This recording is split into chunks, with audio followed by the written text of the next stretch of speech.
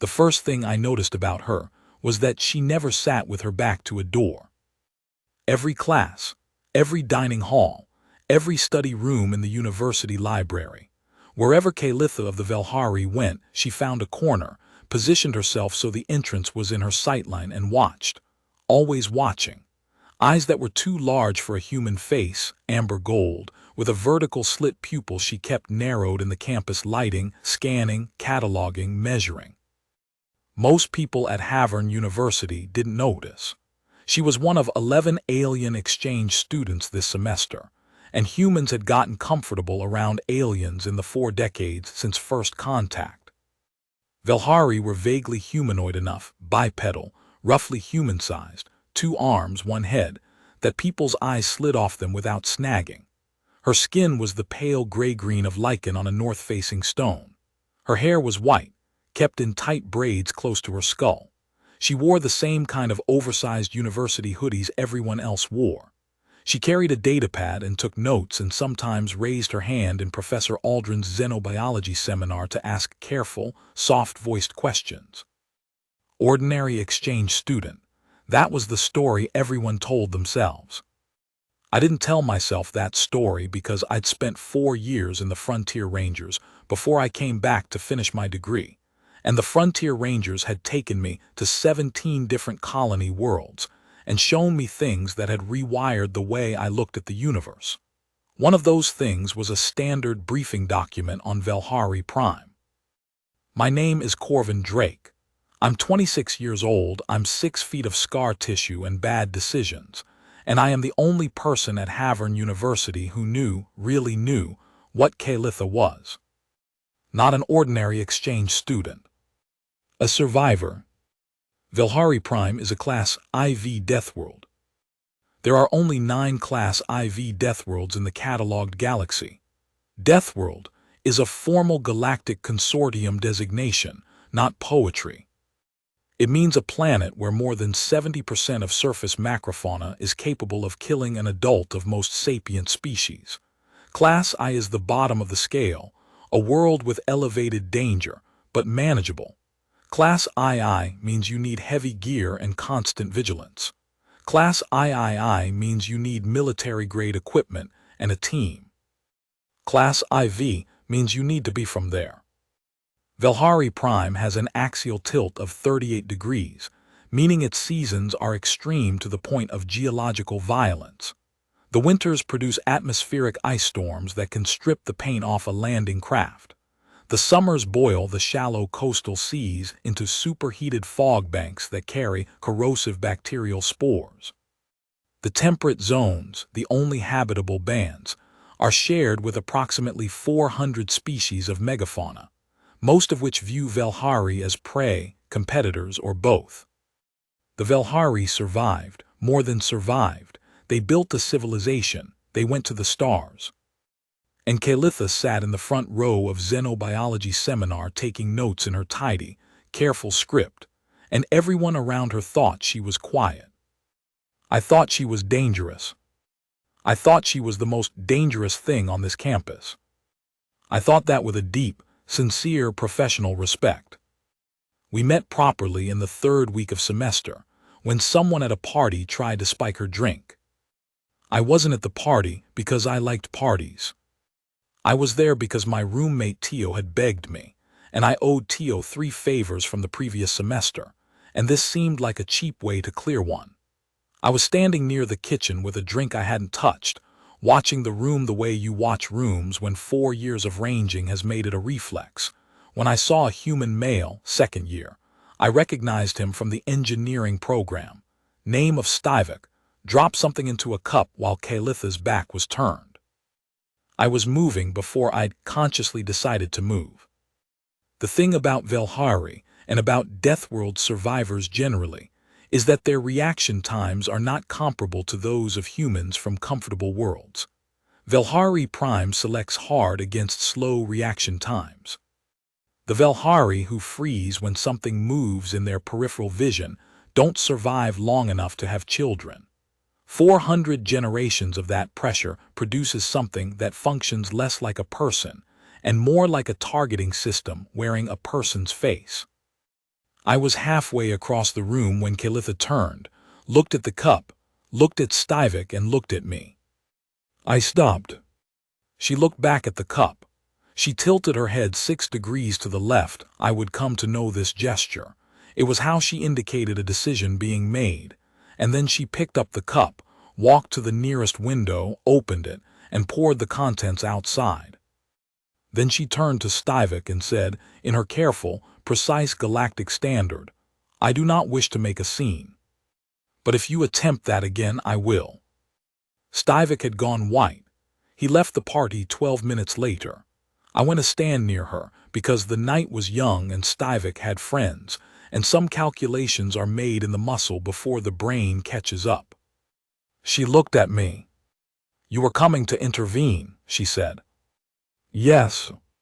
"You knew what he put in my drink." "I saw him do it." She studied me with those amber gold eyes. Up close, her pupil was fully visible, a black vertical line in a field of hammered gold, the kind of eye that had evolved to track fast movement against complex backgrounds. "I would have noticed myself," she said.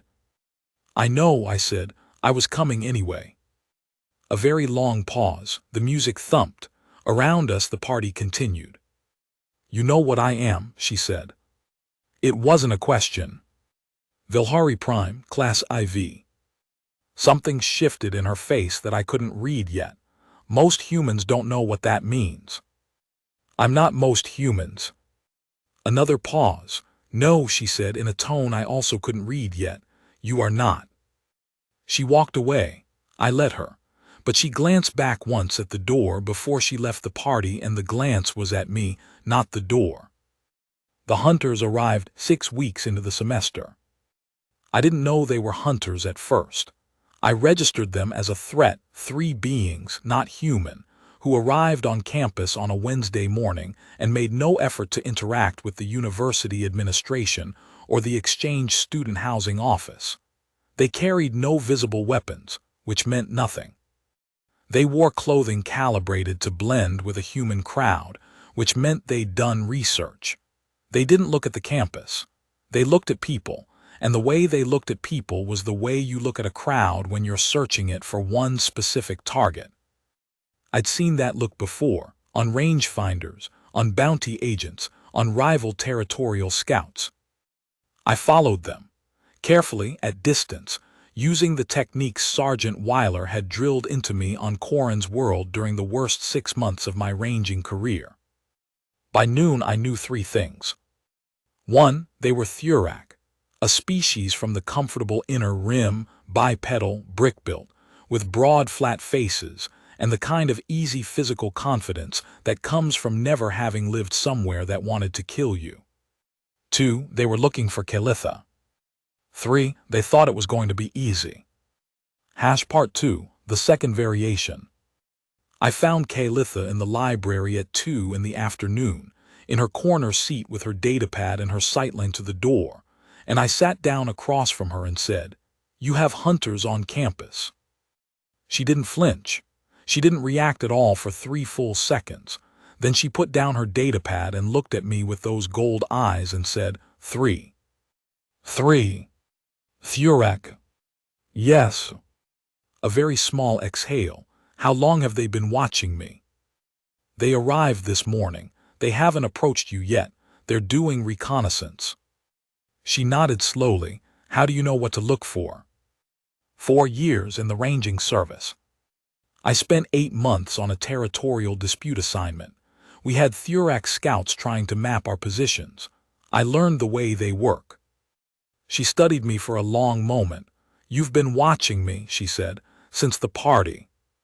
The honest answer was, since the first week of classes, because a Deathworld survivor carrying herself like a contained explosion is not something the part of my brain in charge of threat assessment can simply ignore. But that sounded alarming out of context. "I watch most things," I said, "force of habit." A sound that suggested she found this inadequate but was tabling it. "The Thurak, what is their pattern?" "Standard pressure hunt. Reconnaissance first, then isolation, then approach." They'll want to get you away from witnesses. And away from humans who might interfere, she said, and there was something in her tone that might have been either warmth or irony. It was hard to tell with Kalitha. I suspected it was often both simultaneously. What do they want? I asked. She was quiet for a moment. Then, my homeworld has resources the Thurak Collective wants. They have tried several diplomatic approaches. All have failed. 2 years ago they began a campaign of removing Velhari who had standing in the Consortium Diplomatic Corps, people who advised our delegation, who maintained our relationships with other species, people who would be missed and would be looked for. A pause. And then they began removing people who were harder to miss. Students, off-world workers, people whose absence looks like accident or misadventure rather than murder. I kept my face neutral. And you're a diplomatic target. My grandmother is the second voice of the Velhari Council. I am not diplomatic staff, but I am her only surviving grandchild, and the Thurak strategy has shifted toward leverage. She said it flatly, without drama, the way you describe a weather system that is heading toward you and that you intend to survive. How many have they taken? I asked.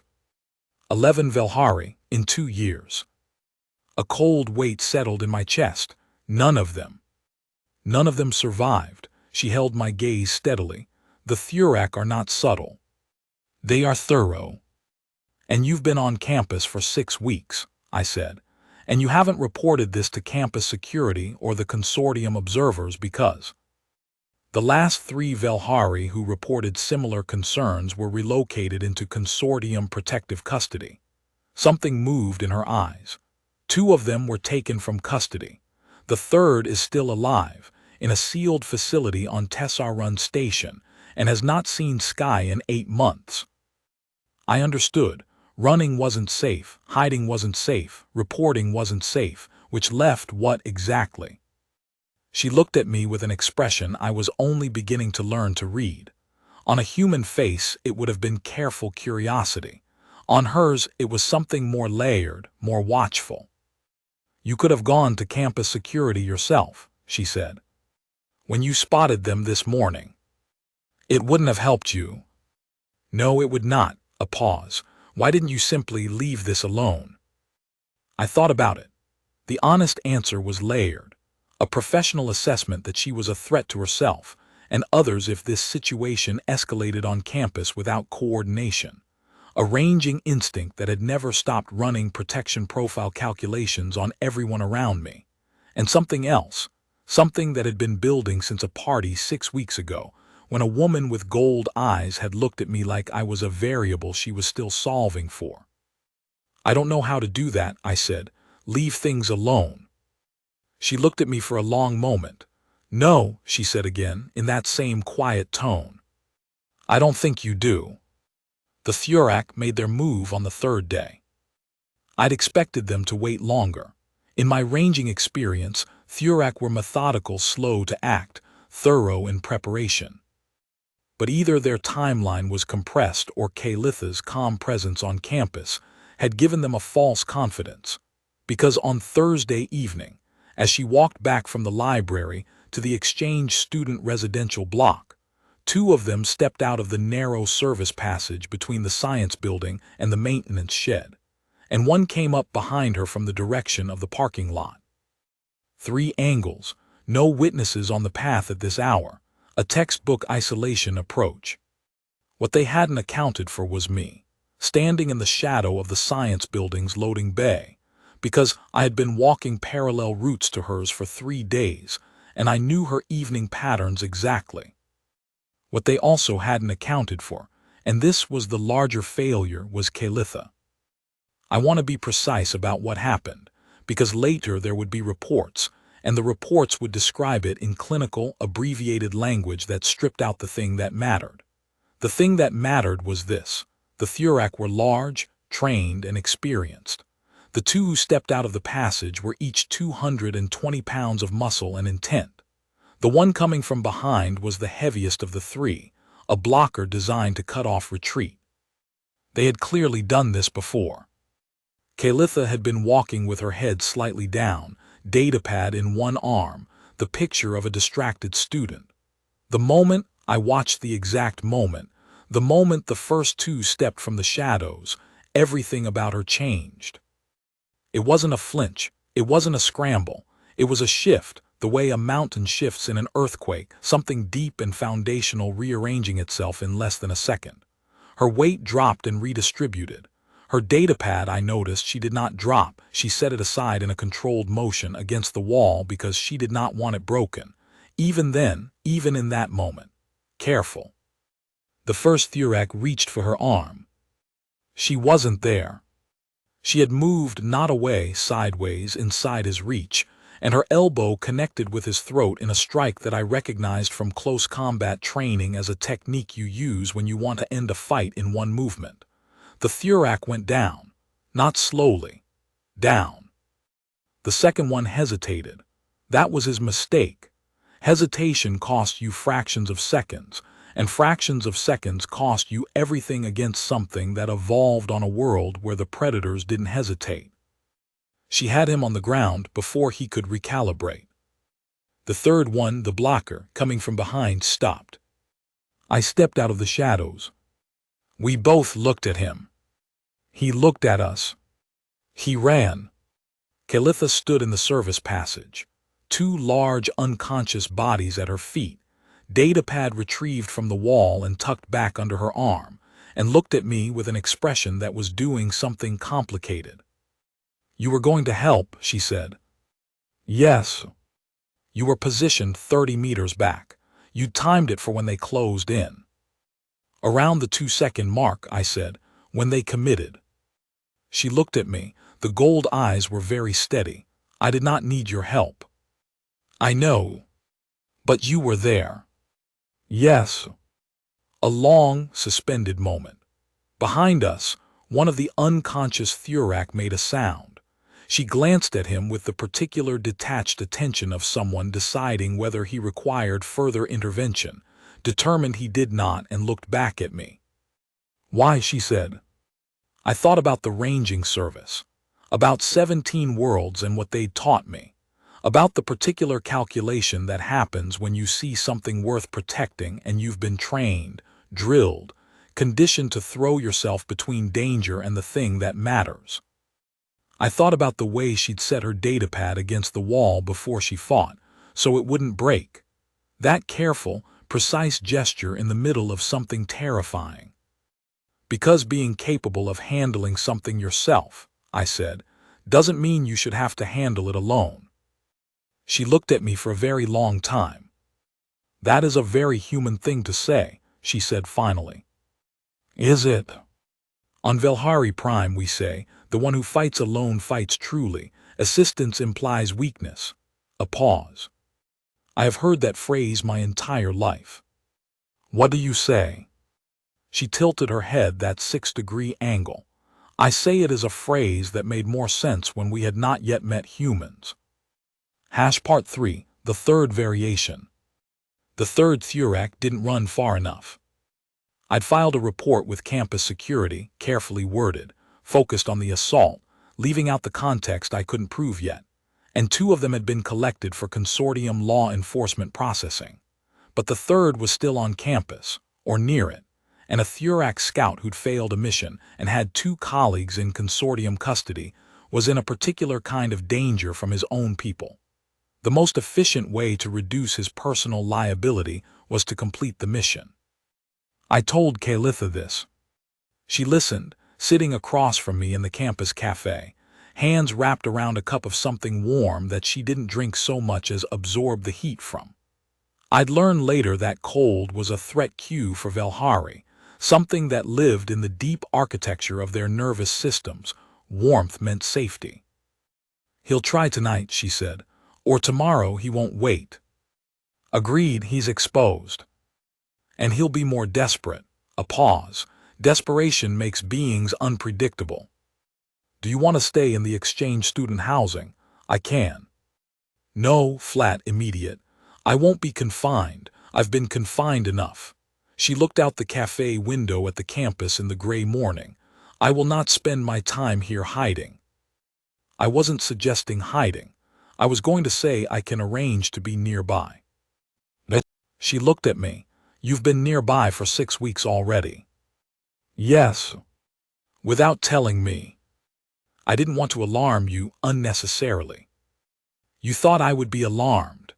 The tone was neutral, but the gold eyes were doing something, not quite warmth, but adjacent to it. Something that observed me with a focus that was becoming harder to interpret as purely analytical. I thought, I said carefully, that knowing someone was watching you might feel threatening rather than protective, depending on the person. And now I think you probably knew I was there. A silence. Then, third week, when you changed your route to the engineering library by 140 meters because I had changed my route the day before. I stared at her. I noted it, she said without inflection. I did not know why. I ran possibilities. None of them were threatening. One of them was, she paused, interesting. Interesting, I said.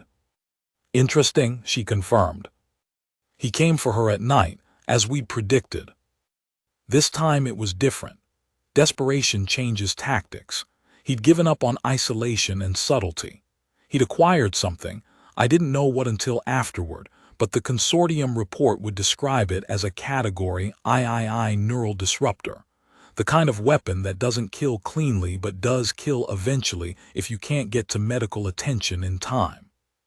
He came at her in the open, crossing the campus quad at 11 p.m. when the paths were empty, and he was fast, faster than his companions had been.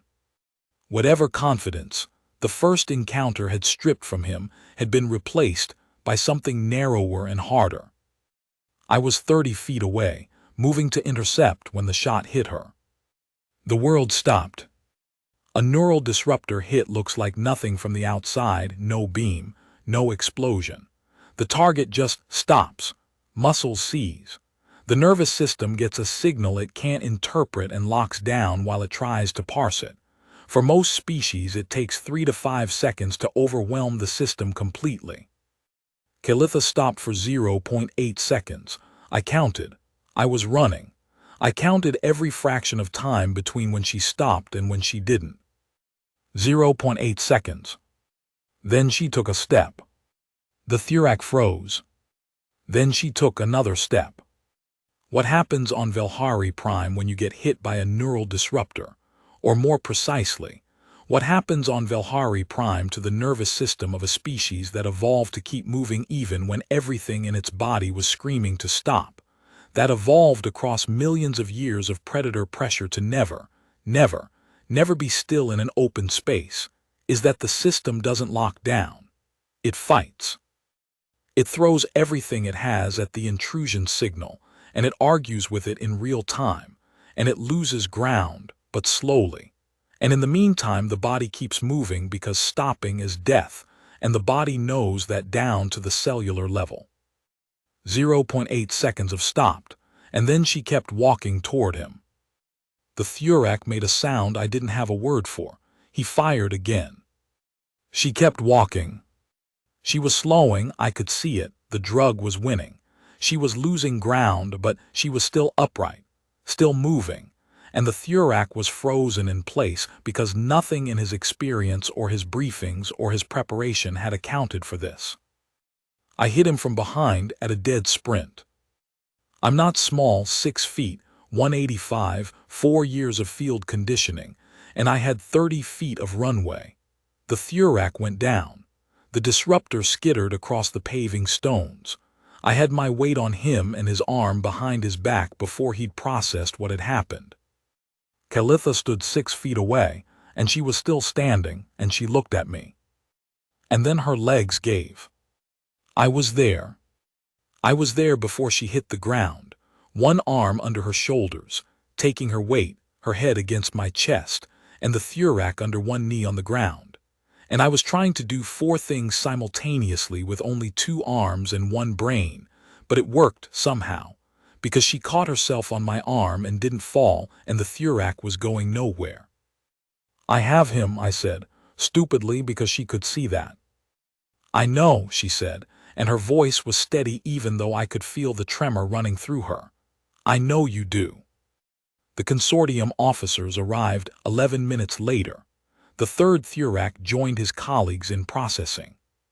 The diplomatic incident was already being quietly escalated through channels I didn't have clearance to follow, involving Velhari Council representatives and Thurak collective ambassadors, and people with much larger offices than mine. I sat with Kalitha in the campus medical bay while the human physicians, deeply out of their depth, tried to assess the effect of a human-spec neural disruptor on a Velhari nervous system. She answered their questions patiently. She told them what they needed to know. She was very calm. When they stepped out to consult, she looked at the ceiling and let out a long, slow breath that had probably been held for quite a while. "You're going to be all right," I said. "Yes," a pause. "My system is still arguing with the residue. It's unpleasant." "I can imagine." "Can you?" A glance at me, and the gold eyes were tired but something else too. "No, you cannot imagine exactly. You've been hit by disruptors." "Once, Class II, 3 seconds and I was on the ground." "This was Class III, she looked back at the ceiling.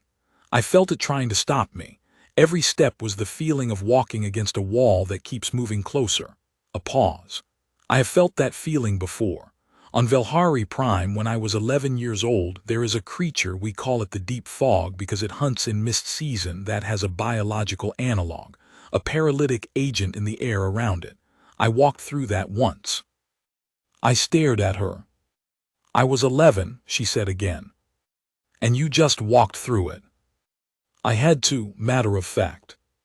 My younger brother was on the other side." I tried to process this. A child, 11 years old, walking through a biological paralytic field, because her brother was on the other side. "Is he?" "He's well, he's at home. He is one of the reasons I am at the consortium diplomatic table rather than an actual diplomat. He is better at it than I am." A faint thing that might have been a smile. "He has our grandmother's gift for it. I have other gifts." "You do," I agreed.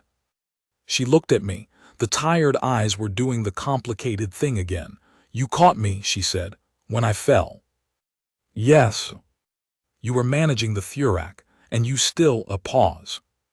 "I wasn't going to let you hit the ground." The long pause that followed was different from the previous ones. It had a different weight and texture. The medical bay was quiet.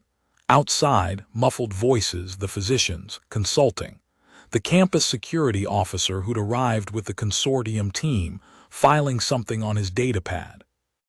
"On Velhari Prime," Kalitha said carefully, "there is a ritual, old, from before we went to the stars. When a Velhari shelters another under their arm physically, the way you caught me, it has a particular meaning." I kept my voice level. "What does it mean?" "It means I will not let you fall. It means more than that. It means a declaration, a claiming. We don't use that word in Galactic Standard because it doesn't translate well." A pause. "It is not quite the human word mine. It is closer to, I stand here, between you and everything." I absorbed this. "I'm aware," I said, "that the gesture in my context was practical and you may choose to interpret it as such. I'm aware that you are aware of this. And..." She turned her head to look at me, and the gold eyes were very level and very warm and very much the eyes of something that had grown up on a world that tried every day to destroy it, and had survived every day with absolute and unflinching intention. "And," she said, "I find that I do not wish to interpret it as only practical." Epilogue Coda. She stayed for the full academic year. We didn't make announcements. We didn't perform anything for anyone. What we were to each other developed the way things develop, when two people have spent weeks reading each other's movements, habits, and margins, and have come to understand them as fluently as their own.